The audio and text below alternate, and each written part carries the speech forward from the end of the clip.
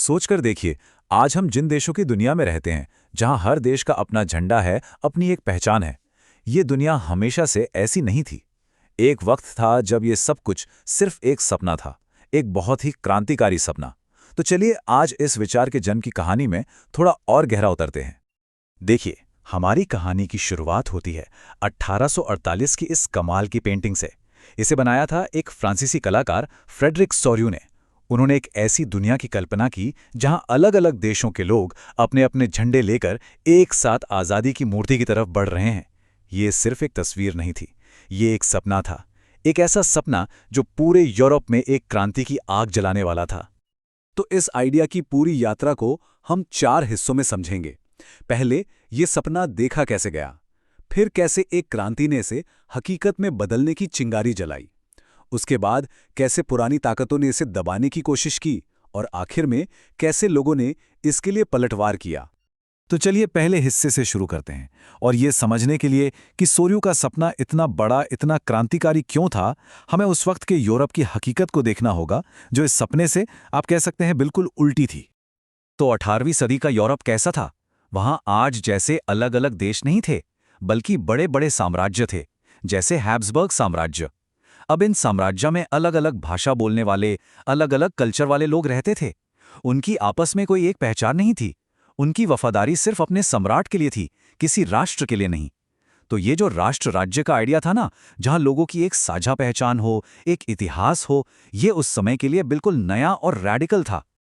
उस समय की जो राजनीतिक व्यवस्था थी, उसे कहते थे निरंकुशवाद।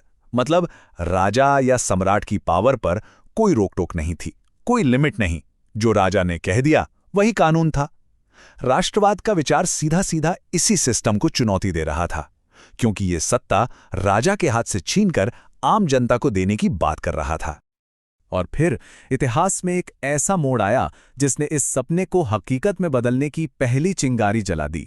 चलिए अगले हिस्से पर चलते हैं और देखते हैं कि कैसे फ्रांसीसी क्रांति ने एक राजनीतिक प्रोजेक्ट के तौर पर एक राष्ट्र के आइडिया को जन्म दिया।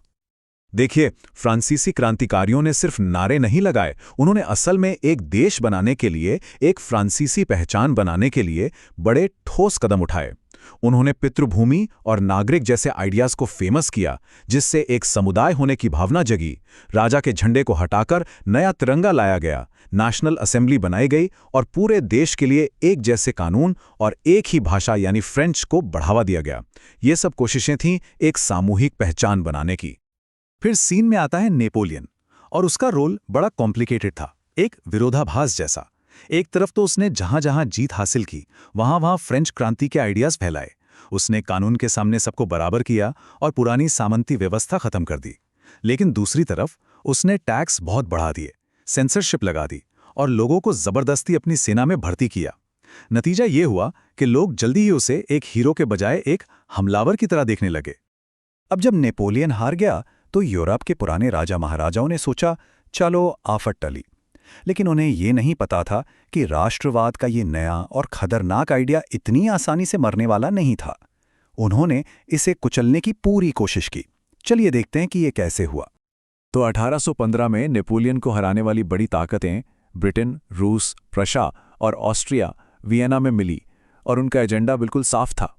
उन्हें वक्त को पीछे घुमाना था, क्रांति से पहले वाली दुनिया को वापस लाना था और राजशाही को फिर से मजबूत करना था। इस नए सिस्टम की आइडियोलॉजी थी रूढ़िवाद।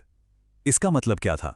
सिंपल, ये लोग मानते थे कि जो पुराना सिस्टम है, राजा, चर्च, समाज में ऊंच नीच, वही ठीक है। उन्हें किसी भी तरह के क्रांतिकारी बदलाव से सख्त नफरत थी। और इस नए रूढ़िवादी सिस्टम का मतलब क्या था, ये कार्टून देखिए कितने साफ तरीके से बताता है। यहाँ विचारकों के क्लब में हर किसी के मुंह पर पट्टी बंधी है। संदेश साफ है, कोई सवाल नहीं, कोई बहस नहीं, सरकार की आलोचना तो बिल्कुल बर्दाश्त नहीं की जाएगी। प्रेस पर भी कठोर सेंसरशिप लगा दी गई। लेकिन आप विचारों को हमेशा के लिए दबा नहीं सकते हैं ना? तो इस दमन के रिएक्शन में क्रांतिकारियों ने छिपकर काम करना शुरू कर दिया, और उनमें से एक थे इटली के ज्यूसेपे मैत्सीनी, ऑस्ट्रिया के चांसलर मेटरनिक, जो इस पूरे रूढ़िवादी सिस्टम के मास्टरमाइंड थे। मैत्सीनी को हमारी सामाजिक व्यवस्था का सबसे बड़ा दुश्मन मानते थे। सोचिए कितना डरते थे ये लोग इन क्रांतिकारियों से। और यहीं से शुरू होता है हमारी कहानी का आखिरी और शायद सबसे रोमांचक चैप्टर। दबाव के बावजूद राष्ट्र का आइडिया जिंदा रहा, और इसे जिंदा रखा आम लोगों ने, कवियों ने, कलाकारों ने और जनता ने। मेटरनिक का एक मशहूर कोट है, जब फ्रांस छींकता है तो बाकी यूरोप को सर्दी जुकाम हो जाता है। और 1830 में बिल्कुल यही हुआ। फ्रांस में जुलाई की क्रांति ने पूरे यूरोप में विद्रोह की एक ऐसी लहर छेड़ दी जिसने रूढ़िवादी व्यवस्था की नींव हिलाकर रख दी। पर राष्ट्रवाद सिर्फ लड़ाइयों और राजनीति तक ही सीमित नहीं था। एक सांस्कृतिक आंदोलन था जिसे कहते हैं रोमानियतवाद। इसने बहुत बड़ा रोल प्ले किया। इन लोगों का मानना था कि किसी भी देश की असली आत्मा, या जिसे जर्मन में वोक्सगाइस्ट कहते हैं, उसके आम लोगों में, उनके लोकगीतों में, कहानियों में बसती है। ये लोगों को उनकी साझी विरासत से जोड़ने का एक तरीका था। और कला एक बहुत शक्तिशाली हथियार बन गई। ये पेंटिंग खियोस में नरसंहार इसका एक सटीक उदाहरण है। इसने ग्रीस की आज़ादी की लड़ाई के लिए पूरे यूरोप में सहानुभूति पैदा की। ये दिखाता है कि कला कैसे लोगों की भावनाओं को जगाकर एक राष्ट्रीय आंदोलन को मजबूत कर सकती है। भाषा यानी लैंग्वेज राष्ट्रीय पहचान का एक बहुत जरूरी हिस्सा बन गई। जैसे कि पोलैंड में जब रूस ने वहां कब्जा करके पोलिश भाषा को बैन कर दिया तो लोगों ने उसे विरोध का हथियार बना लिया। चर्च में पोलिश बोलना रूसी शासन के खिलाफ विद्रोह का एक प्रतीक बन गया। अच्छा, अब एक नंबर देखते हैं, 11, नंबर 11। इसका क्या मतलब हो सकता है? सोचिए, 1833 में एक बिखरे हुए जर्मनी के संदर्भ में ये नंबर क्या बता रहा होगा? तो ये नंबर 11 था कस्टम बैरियर्स की संख्या। मतलब एक व्यापारी को हैम्बर्ग से न्यूरमबर्ग जाने के लिए 11 बार टैक्स देना पड़ता था। सोचिए कितना मुश्किल था व्यापार करना।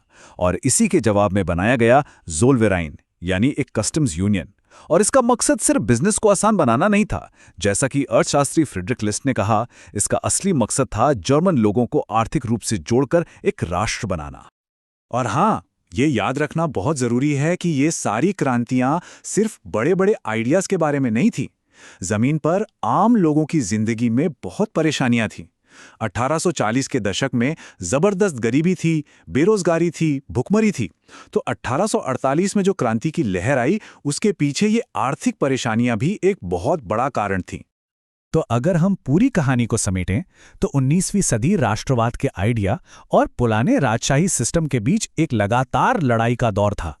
1789 में एक चिंगारी जली, 1815 में उसे बुझाने की कोशिश हुई, लेकिन 1830 और फिर 1848 में वो आग फिर से भड़क उठी।